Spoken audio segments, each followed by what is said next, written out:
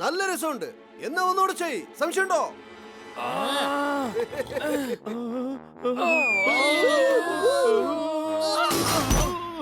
Honey, നിങ്ങൾ കാരണം എന്റെ പാല് മുഴുവൻ താഴെ പോയി. നിങ്ങളെ ഞാൻ വെറുതെ വിടാൻ പോകുന്നില്ല. ബ്രോ, ആദ്യം ഞങ്ങളെ വേണമെങ്കിൽ പിടിച്ചോ, പിന്നെ ഞങ്ങളെ വിട്ടേക്കണേ.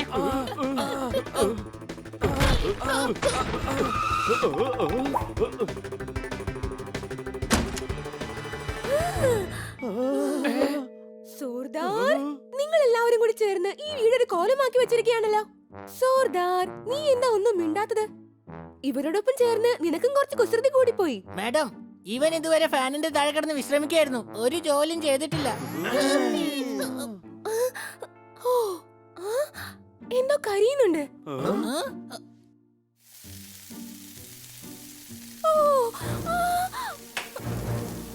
ഓ, എല്ലാം പോയി.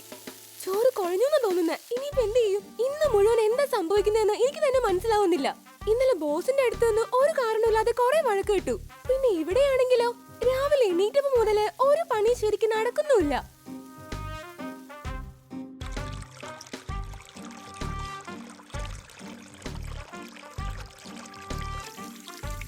എന്താ ഇത്? ഗാർഡനിലെ പൈപ്പ് തുറന്നു വെച്ചിരിക്കുകയാണല്ലോ. സമുദ്രമില്ലെങ്കിൽ കറി വെക്കാൻ മീനും കിട്ടില്ല. നിങ്ങളാണെങ്കിൽ ഇന്ന് തീരെ ഉഷാറുമല്ല. അടികൈ സാറേ, ഞാൻ എന്തു പറയാനാ? കുറച്ചു ദിവസങ്ങളായിട്ട് എന്നെ ചുറ്റി ഒരുപാട് പ്രശ്നങ്ങൾ നടക്കുകയാണ്.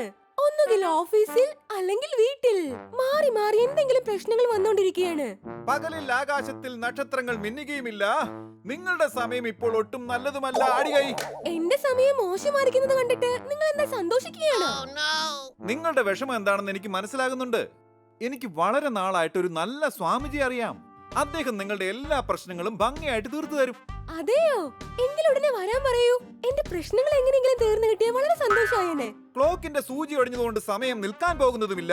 ഞാൻ പറഞ്ഞ സ്വാമിജി ഇവിടെ വരാതിരിക്കുകയുമില്ല. അടികൈ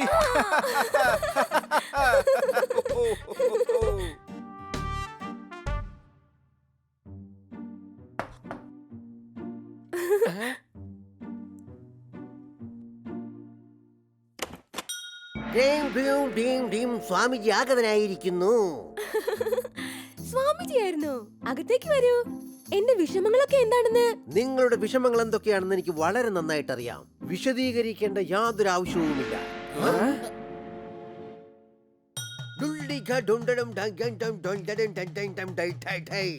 ഈ വീട്ടിൽ ഒന്നും തന്നെ ശരിയല്ലല്ലോ. ഗ്രഹനില വെച്ച് നോക്കുമ്പോൾ നിങ്ങളുടെ വീട്ടിലുള്ള മൃഗങ്ങൾ കാരണമാണ് നിങ്ങൾക്ക് ഇത്രയേറെ വിഷമങ്ങൾ ഉണ്ടായിരിക്കുന്നത്. ഞങ്ങളുടെ വീട്ടിൽ ഒരു മൃഗങ്ങളും ഇല്ലല്ലോ. പിന്നെ നീ ആരാണ്? അങ്കമാലിയിലെ പ്രധാനമന്ത്രിയോ? സ്വാമിജി, ഇവരെല്ലാവരും തന്നെ എന്റെ പെറ്റ്സ് ആണ്. എന്റെ കുട്ടികളെ പോലെയാ.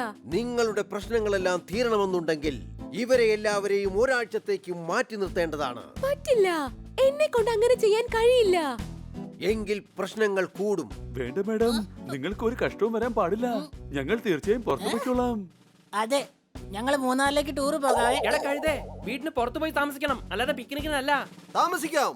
മാഡത്തിന് വേണ്ടി ഞങ്ങൾ എന്തും ചെയ്യും. സംശയമുണ്ടോ? എന്നാൽ പല വർഷങ്ങളായി നമ്മുടെ മാഡത്തിനൊപ്പം, എന്നിട്ട് ഇതുവരെ ഒന്നും സംഭവിച്ചില്ലല്ലോ. അതിനിപ്പോൾ ഗ്രഹനില മാറിയിരിക്കുകയാണ്. ശരിയെന്നാ, ഞങ്ങൾ ഈ വീട് വിട്ടു പോയിക്കോളാം. ഇവർ ഈ വീട് വിട്ട് എവിടേക്കും പോകുന്നില്ല. വേറെ എന്തെങ്കിലും വഴിയുണ്ടോന്ന് നോക്കണേ സ്വാമിജി. വഴിയുണ്ട്. ഈ വീട്ടിലൊരു പൂജ നടത്തണം. അതിനുവേണ്ടി ചില സാധനങ്ങൾ വാങ്ങാനുണ്ട്. അതിനായി നിങ്ങൾ ഒരു 10,000 രൂപ തരേണ്ടി വരും. അതിനെന്താ തന്നേക്കാലോ.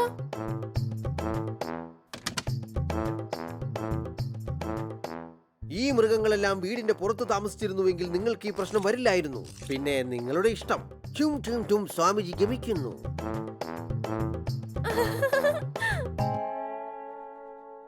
നമ്മളോട് മാഡം വീട്ടിൽ നിന്ന് പുറത്തു പോകാൻ പറഞ്ഞില്ലല്ലോ. പിന്നെന്തിനാ നമ്മൾ വീട്ടിൽ നിന്ന് പുറത്തേക്ക് വന്നത്? നമ്മൾ കാരണം മാഡത്തിന് ഒരുപാട് പ്രയാസങ്ങൾ വന്നിട്ടുണ്ട്. കുറച്ചു ദിവസത്തെ കാര്യമല്ലേ, നമ്മൾ പുറത്ത് താമസിക്കാം. നമ്മൾ പറഞ്ഞിട്ട് വന്നിരുന്നുവെങ്കിൽ മാഡം തീർച്ചയായിട്ടും നമ്മളെ വീട്ടിൽ നിന്നും പുറത്തു വിടില്ലായിരുന്നു. സംശയമുണ്ടോ? മാഡത്തിന് വേണ്ടിയിട്ട് ഇത്രയെങ്കിലും നമ്മൾ ചെയ്തേ മതിയാകൂ.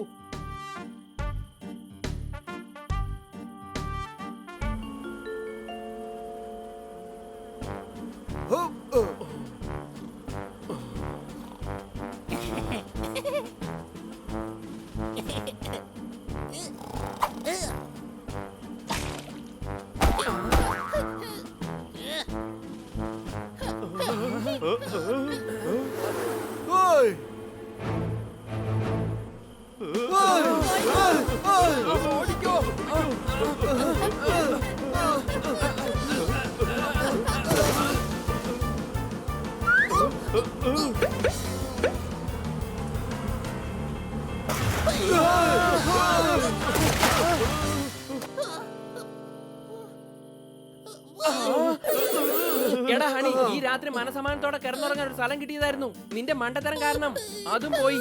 എടാ മോളിന്ന് താഴേക്ക് വീണു. തേനീച്ചയുടെ കൊട്ടുകൊണ്ട് കുത്തുകൊണ്ടപ്പോ കുറച്ച് തേൻ ചോദിക്കാൻ പാടില്ലായിരുന്നു നിനക്ക്? എടാ നീ കഴുതയല്ലടാ, മര കഴുതയാ. സംശയട്ടോ?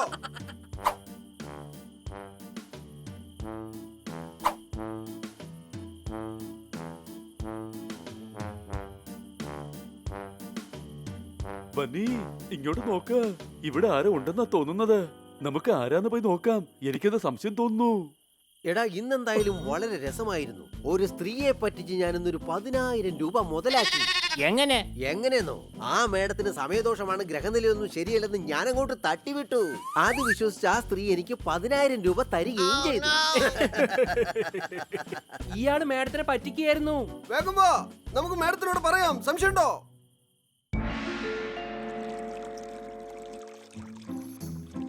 ഹണി, ബണി, പോപ്പാറ്റ്, സർദാർ,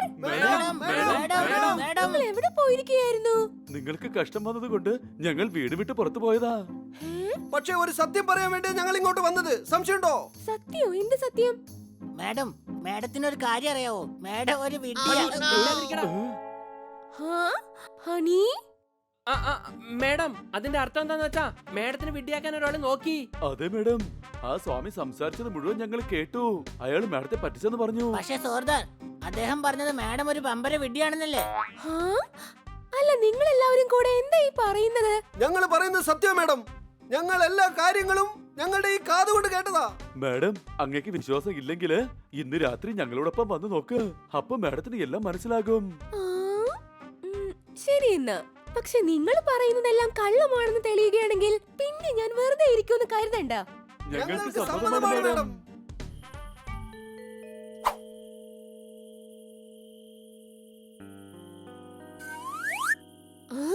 ബണി, ഇവിടെ ആരും തന്നെ ഇല്ലല്ലോ. നിങ്ങൾ എല്ലാവരും കൂടി ചേർന്ന് എന്നെ പറ്റിക്കായിരുന്നല്ലേ? അല്ല മേഡം, കാത്തിരിക്കാം. അവർ തീർച്ചയായും വരും.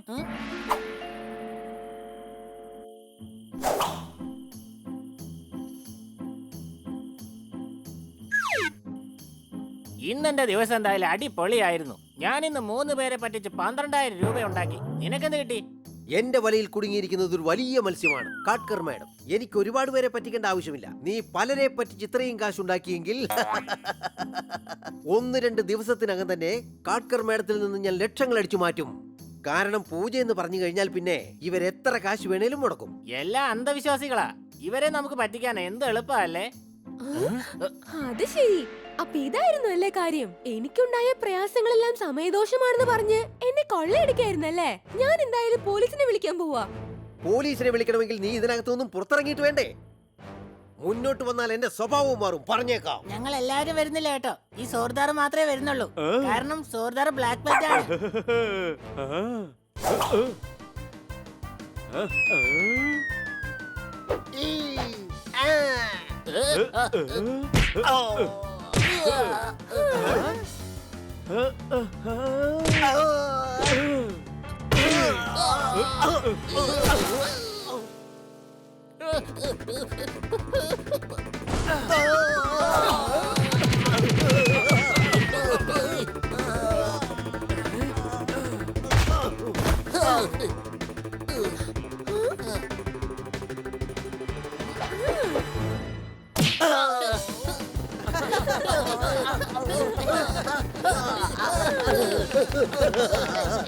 മതിയാക്കൂ. ആദ്യം ഇവരെ കിട്ടിയിടൂ. താങ്ക്സ്. നിങ്ങൾ കാരണം എനിക്ക് ഒരു കാര്യം പിടികിട്ടി. അന്ധവിശ്വാസം നമ്മളെ ആപത്തിലേക്ക് കൊണ്ടുവിടും. മാഡം ഇവരെ എന്താണ് ചെയ്യേണ്ടത്? ഇവരുടെ കാര്യം ഇനി ഇൻസ്പെക്ടർ പാണ്ഡു നോക്കിക്കോളും. ഞാൻ അദ്ദേഹത്തെ ഇപ്പൊ തന്നെ വിളിക്കാൻ പോവുകയാണ്.